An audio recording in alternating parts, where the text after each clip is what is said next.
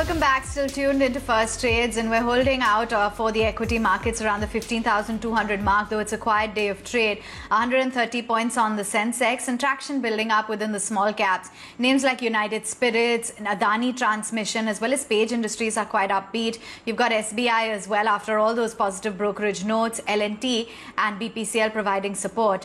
Metals are looking a little bit muted. Motherson Sumi as well as Concor and Grasim in the red. But let's keep it then with JSW Steel. Remember, they posted the highest ever quarterly EBITDA in the fourth quarter gone by. Let's talk to them about the input cost inflation, the surge in steel prices, and much more.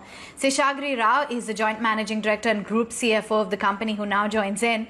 Thank you so much for taking time out as we're looking at these global and domestic steel prices on the rise. What were the kind of realizations that you clocked in the March quarter, and how much did the pricing contribute to this 50% growth in your top line? Prices globally have gone up during the quarter. They have gone up. If I look at in China, it has gone up by 16%. Same thing if I look at in the US, it has gone up by 33%. In the Europe, it has gone up much higher than that. Whereas in India, the price, particularly for JSW Steel, if you look at it, the prices have gone up by 19% quarter on quarter. So it is not that entire amount has come only from increase in sales realizations. The company worked on cost, worked on product mix, and also value-added steel products have increased to 59% in the last quarter, a growth of 37% year on year. So there is a huge amount of effort which the company has done in pushing volumes and also optimizing product mix, reducing the cost. All this together, there is an improvement in the margin. All right. And Mr. Rao, have you taken any price hikes in April and May? And does China's steel export and output curbs give Indian companies now more room to hike prices? What are the domestic prices currently versus import prices? No, even if I compare the price increases that have happened in the globally over 31st March, they were quite substantial. If I look at China itself, they have gone up substantially, and in the USA, it has gone up by 17%. So the price surge due to supply and demand imbalances, the prices have gone up, and at the same time, the demand is surging, particularly from China. Their imports are also increasing during this period. So these all led for price increases which have happened across the globe. As far as India is concerned, here also prices have gone up. What is important to note here, even at the current prices which are prevailing in the China, which is lowest across the regions, if you add the freight and then calculate the landed cost of imports, it is 19% expensive compared to the domestic price. So if the same thing, if you compare with Japan or Korea, where the duties are less, the domestic prices are lower by 15%. So that is the kind of difference which is there. So Indian prices are always growing at a lesser pace than what that has happened globally. Now, given that the kind of rally that we're seeing in the commodities space, it seems to be facing its first test in the form of the US taper talks. Not just that, you've also got China's move to cool down prices. Prices have already seen, wavered a little bit. So, question is, how do you see now steel and iron ore prices, tiding these issues or hurdles, if you will? As far as iron ore is concerned, as long as China continues to import the iron ore more than last year, which has happened in the first 4 months of this year, then I don't see the iron ore prices correcting too much. Whatever surge we have seen in the last few days, majorly due to speculative and financialization of markets, I don't think that is the price at which it is sustainable. There will be definitely some correction downwards. But the overall demand-supply dynamics on the iron ore side, looking into the kind of production growth we are seeing in China, I don't expect iron ore prices to come down drastically from what we have seen in the previous year. Some correction from the current levels is possible. And what has been the impact of the second wave and all of these localized lockdowns for the company? To what extent has output been curbed due to the oxygen diversion, due to this lockdown?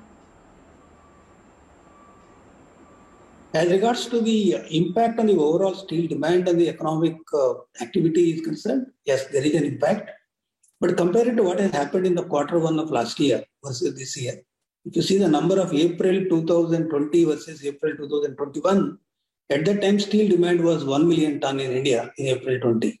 Whereas April 21, in a similar circumstances where there is no nationwide lockdown, the steel demand was 6.5 million ton.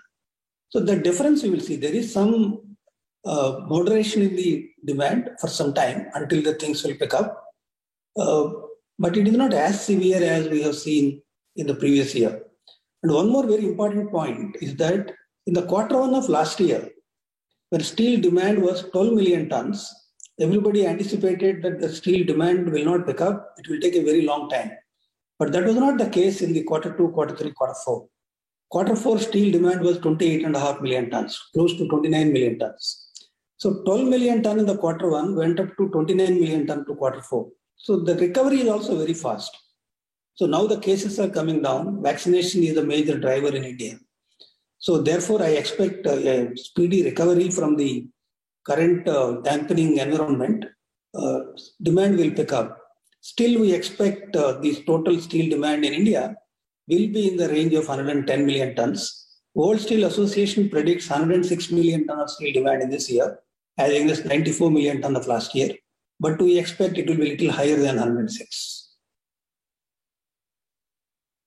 Mr. Rao, iron ore from captive mines reduced a little in the Q4 versus what we saw in the Q3.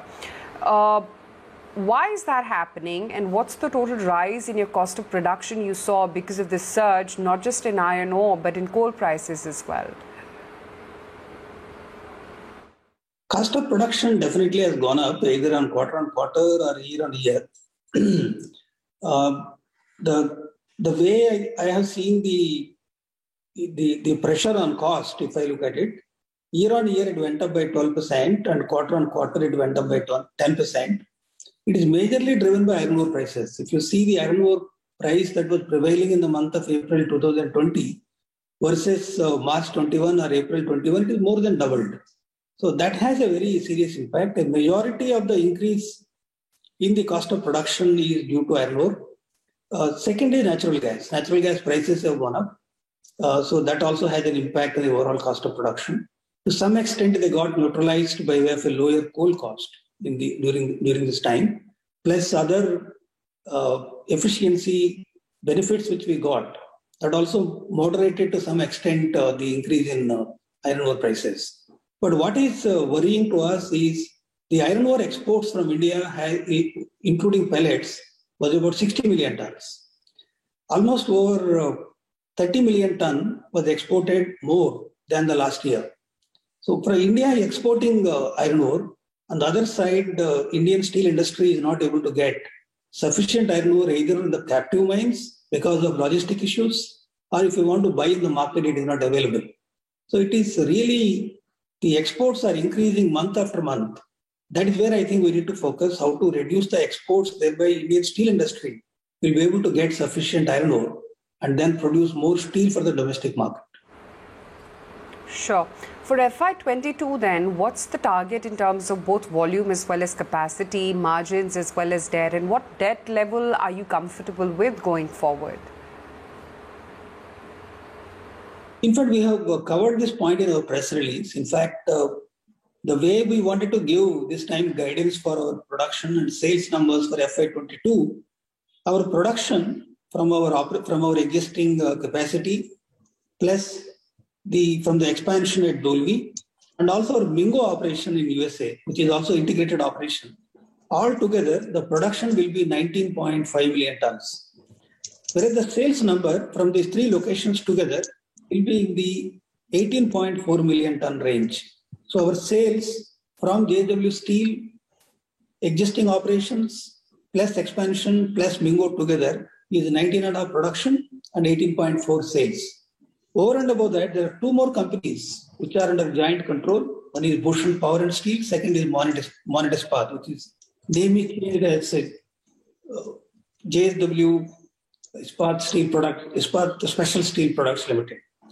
So if I add the production and sales numbers to the numbers which I just gave it to you, for the current financial year, that is FY22, the production number will be 22.94 million tons, which we will achieve, including the companies under joint control.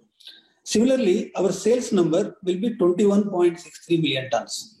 So these are the numbers which we will definitely achieve in this year.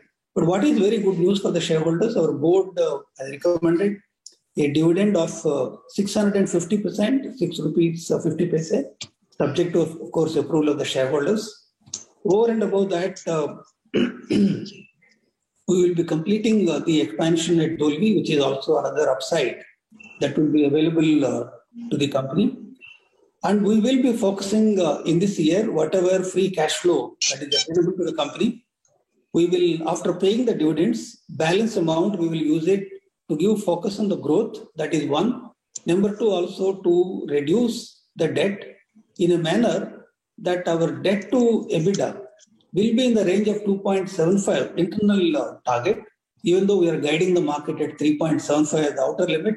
So we'll work in that manner as a capital allocation policy, using the surplus or free cash that is available to pay dividend, to focus on growth, balance amount to deleverage in a manner to bring down our debt to EBITDA to 2.75 level.